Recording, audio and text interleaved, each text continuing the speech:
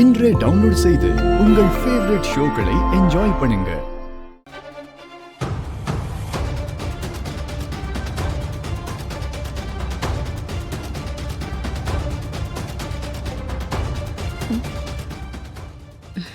இது யாரோட போனா இருக்கும்? இந்த போன் எப்படி இங்க பாத்திரத்துல கிடக்குது? என் தாத்தா சாகுறப்போ அவர்கிட்ட ஏதோ செல்போன் மட்டும் சொல்லிருக்காரு. அத அவர் என்கிட்ட விசாரிச்சாரு.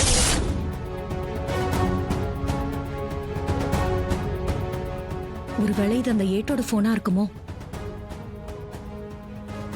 மாப்பிள்ளை இந்த போனை பத்தி அந்த பொண்ணு கிட்ட கேட்டிருக்காரு.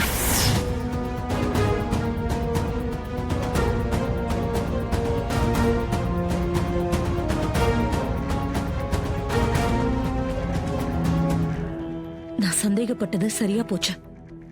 இது அந்த ஏட்டோட போனே தான். இந்த போன்ல ஏதோ ஒரு விஷயம் இருக்கு. அத சொல்லதான் அந்த ஏட்டும் வந்திருக்கணும். அதனாலதான் மாப்பிள்ளையும் இந்த போனை தேடுறாரு. இதை ஆன் பண்ணி பார்த்தா என்ன இருக்குன்னு தெரிஞ்சிடும். போன் ஏன் ஆன் ஆக மாட்டேங்குது? போன் ரிப்பேர் ஆயிடுச்சுன்னு நினைக்கிறேன். சர்வீஸ் சென்டர்ல கொடுத்தா சரி பண்ணி கொடுத்துருவாங்க. எல்லாரும் நல்லா இருக்கணும்ப்பா.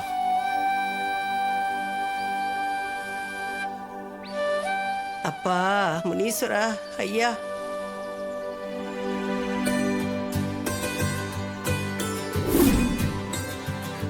அம்மா தாயே மகமாயி பராசக்தி, அம்மா அம்மா தாயே மகமாயி பராசக்தி, இந்த ஊர் நல்லா இருக்கணுமா, மும்மாரி பொழியணுமா, செழுமையா இருக்கணும், இந்த மக்கள்லாம் சந்தோஷமா இருக்கணும் தாயி. மகமாயி கும்பாபிஷேகத்தை நல்லபடியா நடத்து. அதான் ஊருக்கு நல்லது. அப்பதான் அதான் மனசு குளிரும். சரி அத்தா, நீயே சொன்னதுக்கு அப்புறம் இனிமே நாங்க கும்பாபிஷேகத்தை தள்ளி போட மாட்டோம். அதுக்கான ஏற்பாடெல்லாம் பண்ண ஆரம்பிக்கிறோம். ஆமா அத்தா, நாங்க உடனே கும்பாபிஷேகம் நடத்துறோம். நீ மட்டும் கோவப்பட்டு எங்களை சோதிச்சிடாத அத்தா. ஆமா அத்தா, கும்பாபிஷேகத்தை நல்லபடியா நடத்தி வருஷம் தவறாம விழா எடுக்கிறோம். எங்க ஊரை நல்லபடியா காப்பாத்து ஆத்தா. சொன்னத இந்த தடவையாவது சரியா செய்யுங்க. இந்த ஆத்தா எப்போ உங்களுக்கு துணை இருப்பா. இந்த ஆத்தா உங்களுக்கு துணையாவே இருப்பா. அம்மா அம்மா தாயே,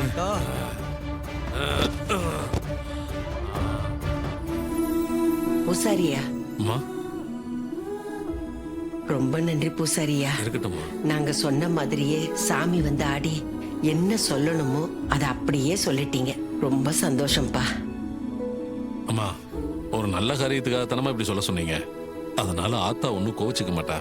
நீங்க பஞ்சாயத்தை கூட்டி கும்பாபிஷேகத்தை பத்தி சொல்லி அதுக்கான ஏற்பாடுகளை பண்ணுங்க. ஊர் நல்லா இருக்கட்டும்மா. அப்படியே செய்யறையா. வரேன். சரிங்கம்மா. வாமா.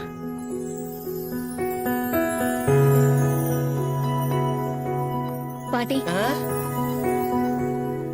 இதெல்லாம் உங்க ஏற்பாடு தானா?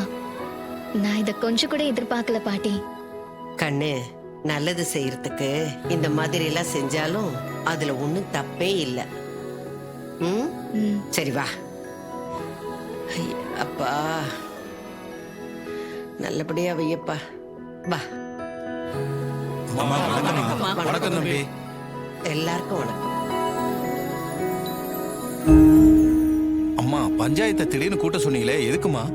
சொல்றேங்க, சொல்றதுக்கு தானே உங்க எல்லாரையும் வர சொன்னேன். நம்ம பூசாரி மேல சாமி வந்தது. நின்னு போன கும்பாபிஷேகத்தை உடனே நடத்துங்கன்னு சொல்லுச்சு. இல்ல, நான் இதை ஒத்துக்க மாட்டேன். இந்த அம்மா வீட்டு தீட்டு கழியாம கும்பாபிஷேகம் செஞ்சா அது ஊருக்கு நல்லது இல்ல. அதனால ஒரு வருஷம் வரைக்கும் கும்பாபிஷேகம் நடத்தாம இருக்கிறதா நல்லது. இல்ல, கும்பாபிஷேகம் நடத்துறதா நல்லது. சாமியே அருள்வாக்கு சொன்னதுக்கு அப்புறம் நடத்தாம இருக்கிறது நல்லது இல்ல. ஆமா, கும்பாபிஷேகம் இனி நடத்தாம இருந்தா சாமி குத்தத்துக்கு தான் நாம ஆளாகணும். அது ஊருக்கும் நல்லது இல்லப்பா. ஆமாங்க, என்னால நின்று போன கும்பாபிஷேகம் என்னாலே நடக்கட்டும். அதை நானே நடத்தி வைக்கிறேன். அப்ப எல்லாரும் கும்பாபிஷேகத்தை நடத்திடலாம்னு சொல்றீங்களா?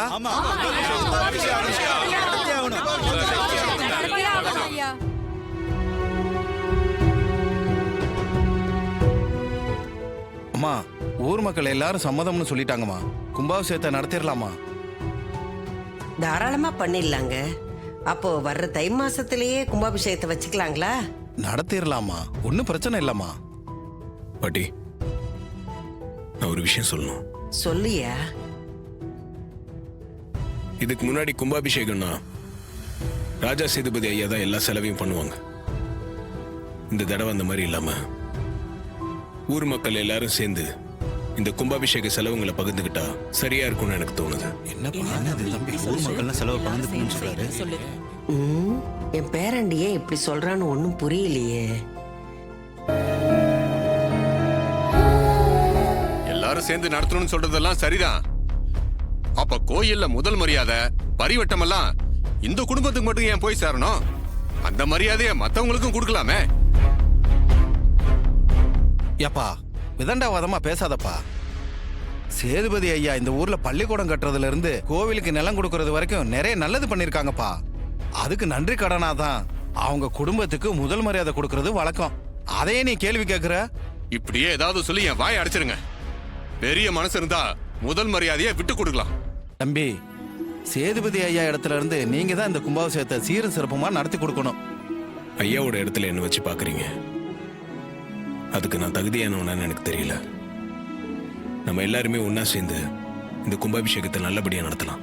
அம்மா, உங்க பெருந்தன்மை அப்படியே தம்பிக்கிட்டையும் இருக்குமா. எவ்வளவு அடக்கமா பேசுறாரு பாத்தீங்களாமா?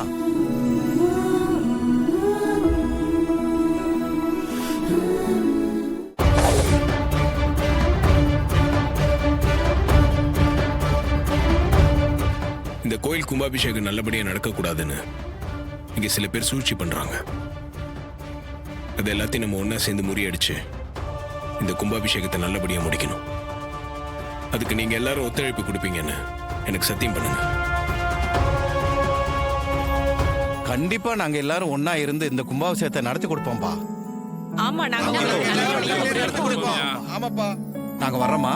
வாங்க போலாம். வாங்க போலாம்.